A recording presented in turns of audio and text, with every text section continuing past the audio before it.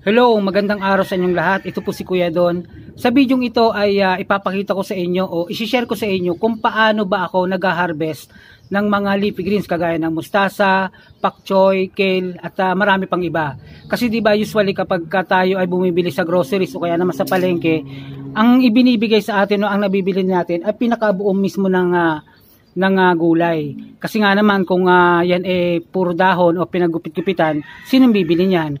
Pero kung tayo ay may sariling tanim sa bahay, maaari natin itong mapakinabangan sa mas mahabang panahon. Kasi ang gagawin lang natin, kukunin lang natin yung mga mature leaves o kaya naman yung mga malalaking dahon para naman yung mga maliliit na dahon na nasa gitna ay may chance pa siya na lumaki at mapapakinabangan pa natin sa mga susunod na araw. So ganito lang po ang ginagawa ko niyan. Halimbawa ito, ready to harvest na siya, malapad na yung dahon niya. So ang gagawin ko lang, uunahin ko lang na i-harvest o gupitin yung mga malalaking dahon para yung mga maliliit na dahon na nasa gitna after 1 week or after 10 days malalaki naman sila at pwede na natin silang i-harvest ulit. So ibig sabihin yung ang isang leafy greens na karaniwan na napapakinabangan natin after 30 days ani na siya. Kapag sarili natin yung tanim, pwede ba natin itong palawigin kahit hanggang mga 2 buwan Kasi yun nga, na-maximize natin yung pwede nating anihin. So makikita natin dito, ito po yun. May chance pa siya na lumaki, pati ito yung mga nasa gilid, pati ito yung mga ganyan. So yung pinakasimpleng gulay na dapat aanin na naman tayo o magtatanim na naman tayo after 30 days, pwede pa natin itong palawigin hanggang 2 buwan. Pero yung iba nga ang ginagawa nila, pinaabot pa nila ng 4 na buwan hanggang sa may umuusli pang mga dahon. Hindi pa nila yung pinapatay. Talagang minamaximize nila yung pwede nilang anihin. So ito po yun. Ano kayang magandang gawin dito? Ang alam ko lang kasi dito yung sinigang sa miso. Hindi ko alam yung iba pa.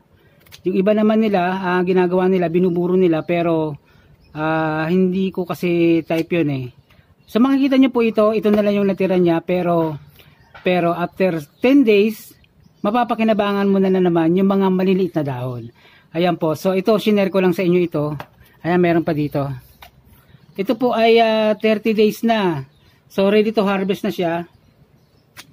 Kapag kami nakikita ko yung mga ganito, ayan, hindi po yan na bulok o wala pong peste yan. Yan ay kumbaga kapag malakas ang hangin, tumatama siya sa kung saan saan. Kaya nalalamog siya, tatanggalin nyo lang po yan. Napakasariwa kapag ang gulay ay itinanim natin at wala pang 1 oras nasa kusina na natin o nasa lutuan. Napakasarap po, napakatamis ng lasa. Hindi kagaya kung sakaling bibili tayo sa palengke. Minsan kasi yung mga nabibili natin sa palengke, galing pa yan ng mga malalayong probinsya, sa Nueva Ecija, sa Ilocos. So pagdating dito sa karaniwan, binabaksak yan sa Balintawak pagkatapos i-distribute sa iba-ibang parte ng Metro Manila. So kadalasan hindi na siya sariwa. Pero kung tayo ay nagtatanim, pagka-harvest mo, ilang minuto lang, nasa kaserola mo na yan, at nasa hapagkainan mo na yan. Ay nako, talagang pag natikman nyo yung lasa, ibang-iba sa typical na nabibili natin. Ayan po, itong mga ganito, mga maliliit, pwede pa pong lumaki yan. So, pwede ko itong balikan after 7 days. At mapapakinabangan mo na naman po ulit. Ayan. So, 2 bote ng soft drinks, ito yung na-harvest ko.